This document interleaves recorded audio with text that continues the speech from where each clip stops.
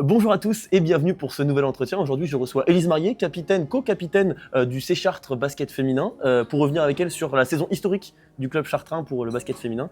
Bonjour Élise, alors merci beaucoup d'être là. Avant de revenir sur la saison de ton équipe, j'aimerais qu'on revienne ensemble sur le début de ta carrière.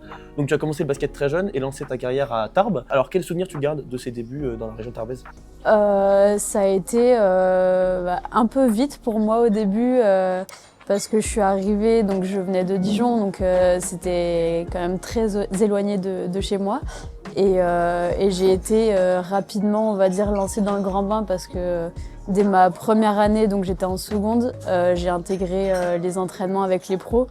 Donc c'était un rythme hyper soutenu, j'allais pas à l'école, je rattrapais les cours le soir et tout, donc ça a été très intense. Et vraiment après j'ai passé vraiment des bonnes saisons, marquées malheureusement par des blessures, mais voilà, ça fait partie d'une carrière de sportif et voilà.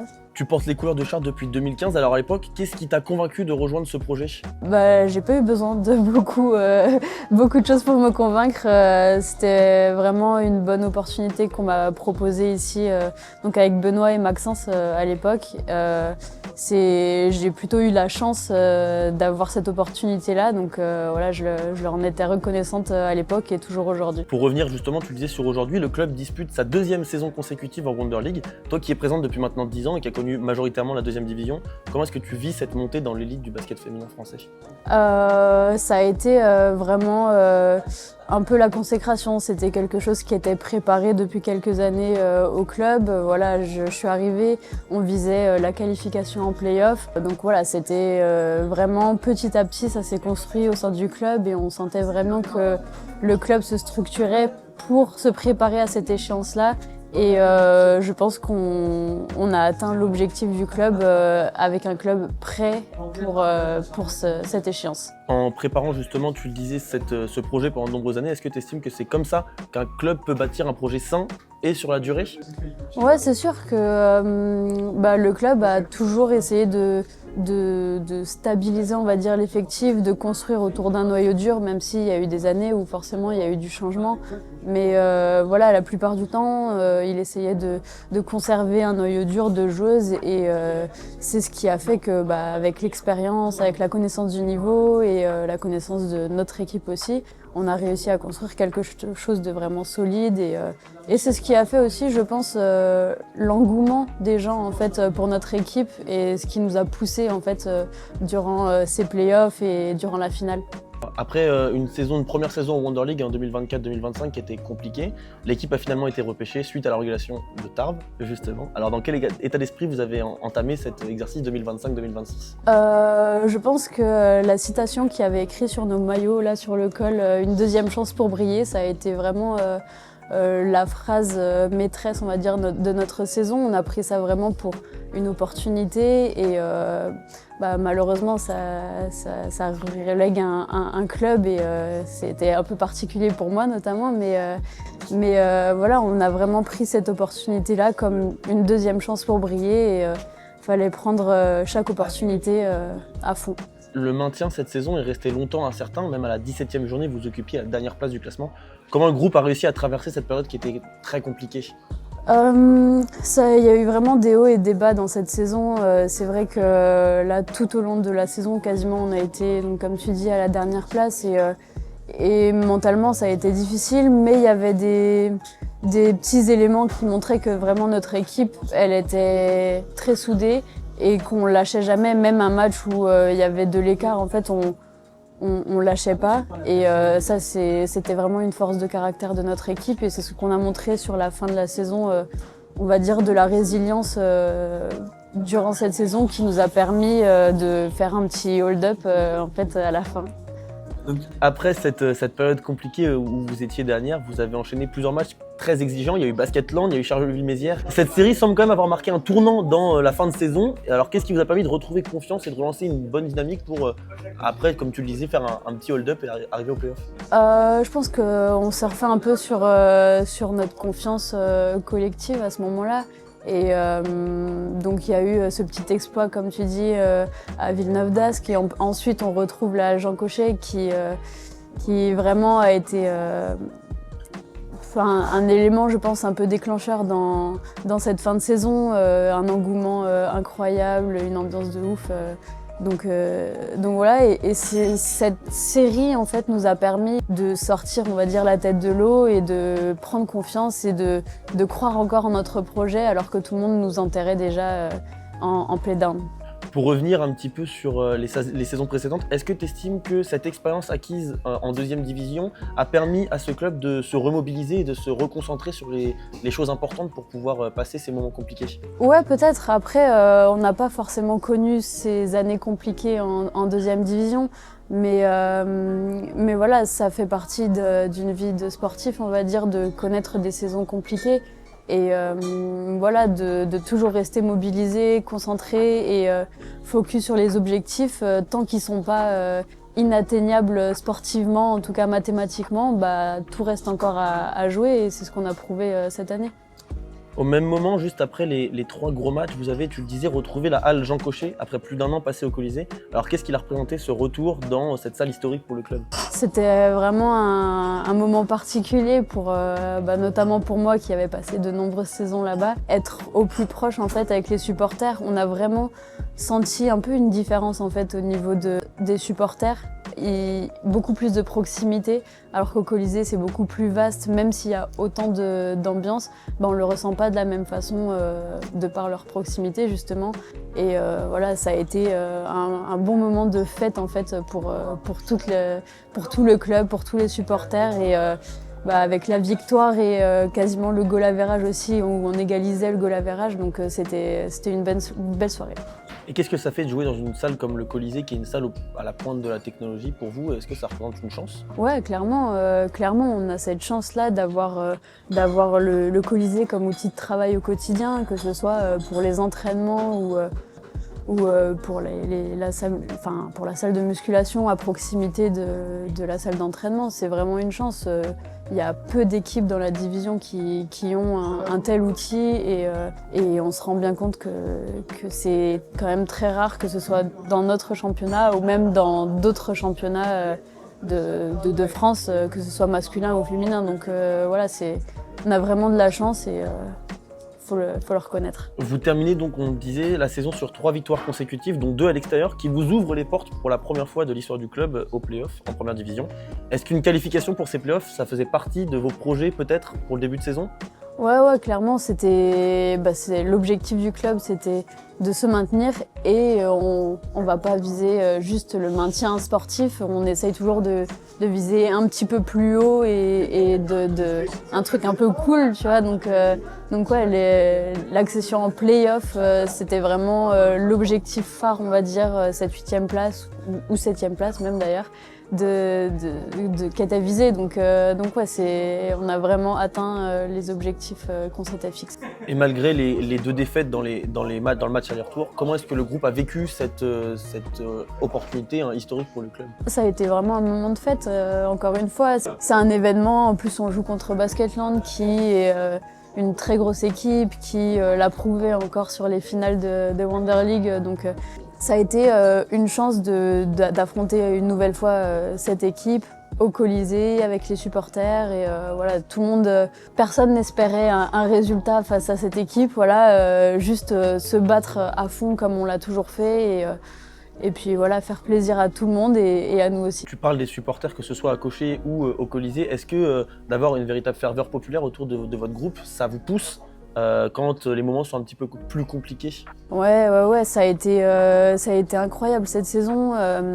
Le club a organisé quelques déplacements en fait avec les supporters sur des déplacements courts.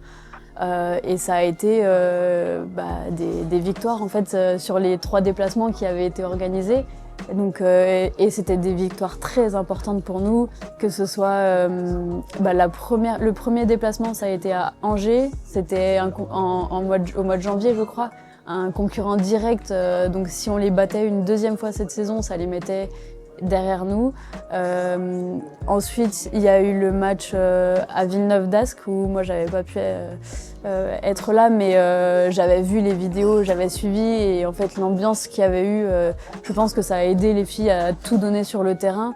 Et le dernier match, ça a été à Roche-Vendée. Ce match hyper important pour notre saison, où le résultat même comptait au niveau du goal average. Donc ça a été vraiment un moteur pour nous pousser à aller chercher ces petits points qui nous fallait pour le goal average. Donc ouais, ça a été vraiment incroyable cette ferveur. La qualification en play-off, qui est historique, vous permet également de décrocher un billet pour l'Eurocup. Alors quel sentiment ressens-tu toi à l'idée d'avoir contribué à faire découvrir une compétition européenne justement à ce public chartrain et à ce club? C'est vraiment un sentiment de fierté, hein. On part enfin, je suis arrivée, on était ventre mou de 2e division et c'était dans des objectifs forcément lointains du club que d'atteindre déjà en premier lieu la Wonder League et ensuite la Coupe d'Europe à long terme. Et en fait, voilà, de pouvoir moi le vivre avec cette équipe, avec cette ville, franchement c'est vraiment un objectif atteint. Le recrutement réalisé pour l'instant à l'intersaison semble traduire les ambitions du club avec l'arrivée de joueurs expérimentés malgré plusieurs départs dans l'équipe. Avec quel objectif vous abordez cette première campagne européenne ?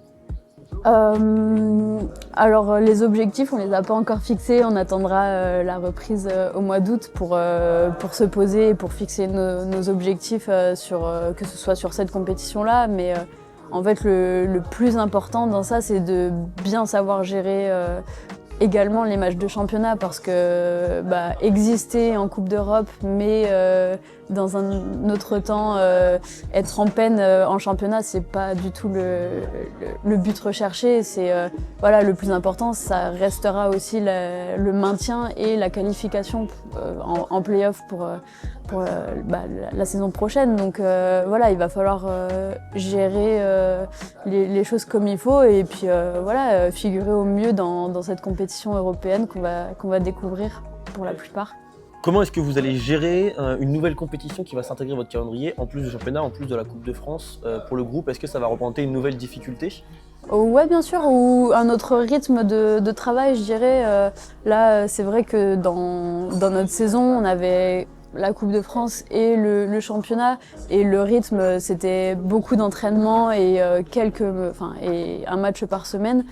Et là, c'est vrai que l'ajout de la Coupe d'Europe, ça va diminuer les entraînements, mais bon, on est des compétitrices et on vit pour la compétition, donc on est très contente en fait de rajouter un match dans les semaines. Ça enlève des entraînements, mais ça nous permettra de travailler sur des matchs européens pour préparer le week-end.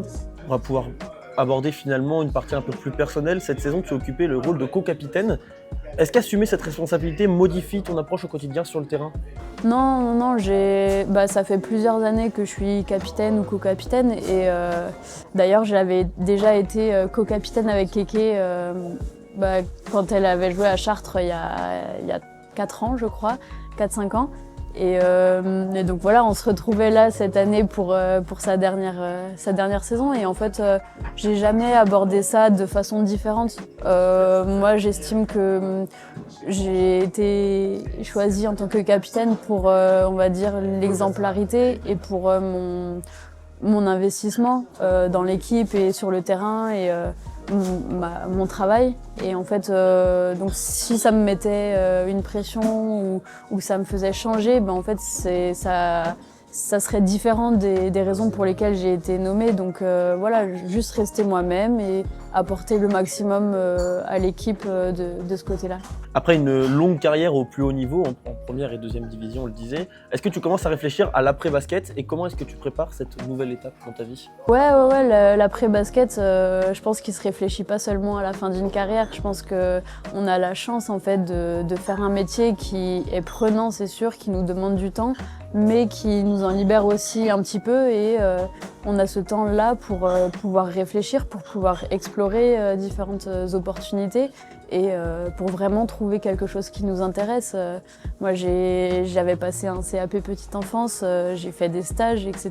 Enfin, j'ai travaillé un petit peu dans l'immobilier et là, je suis en train de passer une formation pour être conseillère en gestion de patrimoine. Donc voilà, c'est différentes choses qui n'ont parfois rien à voir, mais qui m'ont permis d'explorer des choses qui m'intéressaient et qui vont me permettre pour mon après-carrière de savoir vers où je veux m'orienter. Tu joues à Chartres depuis longtemps, tu as pu voir une évolution dans la politique de sport de la ville, parce qu'il y a le club de basket féminin, mais il y a le club de basket masculin, le hand, le foot, le rugby. Est-ce que tu estimes que c'est une chance pour la ville d'avoir une appétence particulière pour le sport? Ouais, c'est sûr, c'est vraiment impressionnant pour une ville de la taille de Chartres d'avoir autant de clubs à un bon niveau. Et voilà, c'est chouette d'avoir cet engouement-là dans la ville. Et voilà, ça permet... il n'y a pas énormément de trucs à faire, on va dire, à Chartres en dehors de ça. Donc en fait, tous les week-ends, il y a une compétition sportive à aller encourager, une équipe à soutenir. Donc, et voilà, c'est un peu de spectacle, c'est un peu de vie sociale aussi. Donc c'est quelque chose qui fait vraiment vivre la ville aujourd'hui pour moi. Et puis pour finir, si tu devais résumer ces 10 années passées à Chartres en quelques mots, qu'est-ce que tu retiendrais avant tout de cette aventure? En quelques mots pour 10 ans, c'est un peu compliqué. Non, c'est une aventure humaine avant tout. Hein. Si je suis restée autant de temps à Chartres, c'est que je m'y plais, c'est que je m'y sens bien, c'est que je m'y sens aussi comme chez moi dans un sens. Donc voilà, c'est vraiment... continuer à prendre du plaisir ici, à en donner aussi aux gens qui viennent nous voir et voilà.